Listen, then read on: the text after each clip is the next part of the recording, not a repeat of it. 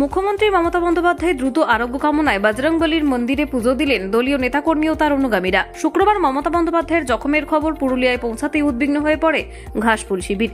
তড়িঘড়ি পুজো পাঠের আয়োজন করে তৃণমূল। পুরুলিয়া শহরের জেলা স্কুল মোড়ে অবস্থিত পঞ্চমুখী হনুমান মন্দিরে নেত্রীর আরোগ্য কামনায় পুজো দেন তৃণমূল নেতাকর্মীরা। আমরা খবর পেলাম যে সন্ধ্যাবেলায় আমাদের তৃণমূল কংগ্রেসের মাননীয় নেত্রী তথা আমাদের রাজ্যের মুখ্যমন্ত্রী মাননীয়া মমতা ব্যানার্জি মহাশয়া আহত হয়েছেন, গুরুতর আহত, হসপিটালে ভর্তি আছেন।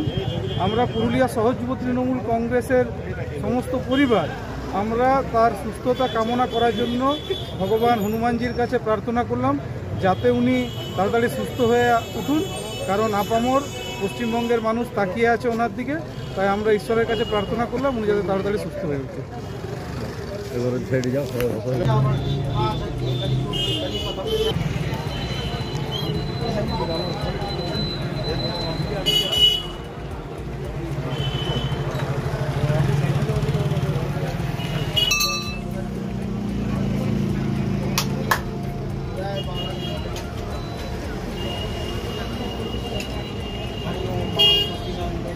Bureau report, Bengal view.